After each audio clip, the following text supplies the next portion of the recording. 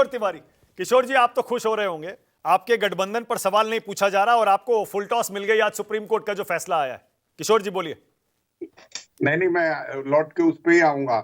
देखिए, मैंने पाकिस्तान के चुनाव अभी बहुत नजदीक से देखे, लेकिन इतनी गड़बड़ तो यार पाकिस्तान में नहीं होती, जहां पर मिलिट्री सब चुनाव में इन्वॉल्व होती।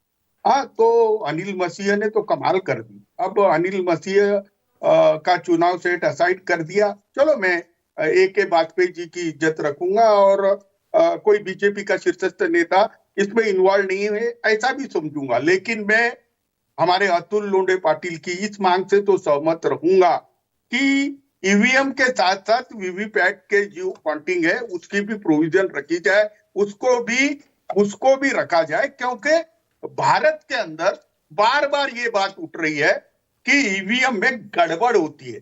चलिए, ये मुद्दा मैंने आपके इस पे डाल दिया। आप अगर बोल रहे थे जो दूसरी बात जो किशोर जी, सारे चुनाव आप जीतते आए हैं बीजेपी के साथ मिलकर, आप क्यों ईवीएम के इस रोने में शामिल हो रहे हैं? आप तो जीते हैं हर बार ईवीएम से चुनाव। कब हारे बताइए, आप कौन सा चुनाव हारे हैं?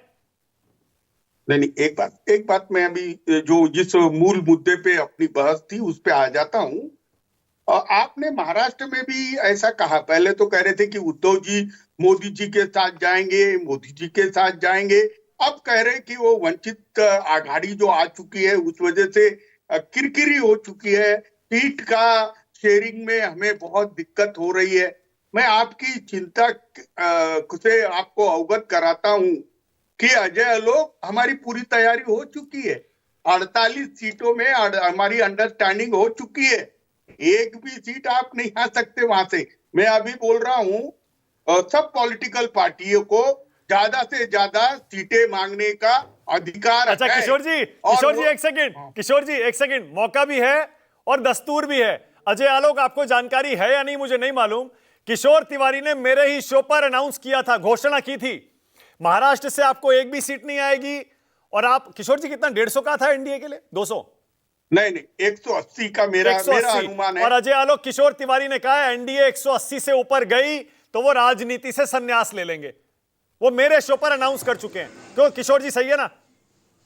नहीं, ये देखो, मैं अभी बता रहा हूं, अतुल ने भी यही बात की कि हालात जमीन पर कुछ और है और मोदी जी को मालूम नहीं है ये A.K. वाजपेयी तरीके, आलोक तरीके चाटुकारों के बीच घस गए, तो उनको ऐसा प्रोजेक्ट कर रहे हैं 400, 500, कहीं कहीं तो 600 बोले जा रहे हैं, लेकिन जमीन पर हालात बहुत खराब है। तिवारी जी, आप तो चाटुकार का क्या मतलब हुआ इस बात का? हम पॉलिटिक्स में हैं। नहीं, चाटुकार है, आप भी चाटुकार है अपने पार्टी के क्या? नहीं, आपने कहा ना चाटुकार अजय आलोक जी और वाजपेयी जी, आपको हम चाटुकार दिख रहे हैं? चाटुकारों में घिर गए। नहीं, उन्होंने कहा वाजपेयी जी और आलोक जी चाटुकार है, हम चाटुकार दिख रहे हैं आपको? तो इसका मतलब आप भी चाटुकार हुए, पलटे साहब भी चाटुकार हुए। राहुल गांधी पूछो तो कहां से कह रहे हैं? अरे मेरी बात तो सुन लो। अरे आप इस तरह की बातें क्यों कर रहे हैं? समझदार आदमी होकर ऐसी बातें कर रहे हैं, चाटुकार है हम? अरे सवाल कर रहे हो आप तो। नहीं, प्लीज नेशनल टीवी पे इस तरह की बातें एक मिनट, मैं मेरी पूरी बात रख लेता हूँ। बोलिए। देखिए, A.K. वाजपेयी जी इतने पढ़े लिखे और इतने होनहार आदमी रहने के बाद अनिल मसीह कोई ऐसी गड़बड़ करे और राहुल रोहतगी खड़े हो जाए या बीजेपी के शीर्षस्थ पूरी पार्टी शामिल हो जाए और फिर भी A.K. वाजपेयी कहे कि इंडिविजुअल है, वो रिटर्निंग ऑफिसर की गलती है। अरे, आपको दोनों को भी शर्म आनी चाहिए। आज की डिबेट में से आपने तो उठ के जाना चाहिए। एक सेकंड रुकिएगा किशोर जी, रोकना पड़ेगा। अरविंद केजरीवाल, जाहिर है उनको फुल टॉस मिल गई, मौका मिल गया, प्रेस कॉन्फ्रेंस कर रहे हैं। आइए जरा सुनते हैं केजरीवाल क्या कह रहे हैं। एक तरह से उन लोगों से छीन के लाए हम लोग ये जीत। उन लोगों ने तो चोरी कर लिया था ये चुनाव, उन लोगों ने तो वोट चोरी कर लिए थे, लेकिन हमने हार नहीं मानी।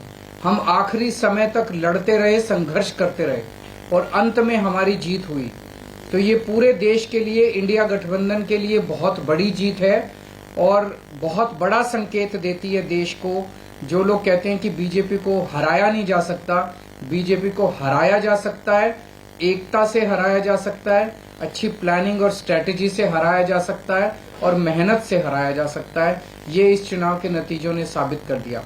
तो मैं इंडिया गठबंधन के सभी पार्टनर्स को बहुत बहुत इसके लिए बधाई देता हूं। चंडीगढ़ के लोगों को बधाई देता हूं, जिनको चंडीगढ़ के लोगों की एक तरह से जीत हुई। चंडीगढ़ के लोगों ने तो नतीजा यही दिया था कि भाई इंडिया गठबंधन का कैंडिडेट मेयर बनना चाहिए, लेकिन उन्होंने चोरी कर लिया चुनाव। तो एक तरह से जनता की हार हो गई थी, लेकिन अब जनता की जीत हुई है और पूरे देश की जीत हुई है। पूरे देश ने देखा कि किस तरह से बीजेपी ने यह चुनाव चोरी किया। इस चुनाव में 36 वोट थे टोटल। बीजेपी के, कांग्रेस के, आम आदमी पार्टी के, अकाली दल के 35 काउंसलर और एक मेंबर ऑफ पार्लियामेंट, 36 वोट थे। उन 36 वोट्स की काउंटिंग में बीजेपी वालों ने 8 वोट चोरी कर लिए। 25% वोट चोरी कर लिए 36 के अंदर। सोचो, अभी कुछ दिन के बाद देश का बड़ा चुनाव होने वाला है, उसमें 90 करोड़ वोट हैं। अगर ये 36 वोट में से 25% वोट चोरी कर सकते हैं, 90 करोड़ वोटों में ये कितने वोटों की चोरी करेंगे, सोच के भी रूह कांप उठती है, रोंगटे खड़े हो जाते हैं। सुनते तो थे कि बीजेपी वाले गड़बड़ करते हैं, सुनते तो थे कि बीजेपी वाले बदमाशी करते हैं, वोटों की चोरी करते हैं, पर कभी कभी मन कर सबूत नहीं था, निकल के नहीं आता था। आज कैमरे के सामने सबूत आ गए, रंगे हाथों पकड़े गए हैं बीजेपी वाले कि ये तो कहते हैं ना, जब पाप का घड़ा भर जाता है तो फिर ऊपर वाला अपनी झाड़ू चलाता है। गीता में भी लिखा है, जब यदा यदा ही धर्मस्य ग्लानिर्भवति भारत। इसमें ऐसा नहीं कि कोई भगवान वो लेते हैं, अवतार लेते हैं। भगवान अपने तरीके से इस तरह से करते हैं। इनकी किस्मत खराब थी कि चंडीगढ़ के चुनाव के वक्त सीसीटीवी कैमरे लगे हुए थे और सीसीटीवी कैमरों के अंदर इनका सारा का सारा रंगे हाथों ये लोग पकड़े गए, सारा इनका कुकर्म पकड़ा गया। इसे साफ जाहिर है कि कितने बड़े स्तर के ऊपर ये वोटों की चोरी करते हैं। अब बड़ा मसला ये है, पूरे देश को सोचना पड़ेगा कि अगर जनतंत्र नहीं बचेगा तो कुछ नहीं बचेगा। आज जितनी कॉन्फिडेंस के साथ ये कह रहे हैं 370 सीट आएंगी, 370 सीट आएंगी, एक तरह। ओके, अरविंद केजरीवाल कह रहे हैं आप चंडीगढ़ में अजय आलोक बेईमानी कर सकते हैं। 90 करोड़ वोटों में कितने वोट के साथ आप चोरी करेंगे? अजय आलोक जवाब दीजिए।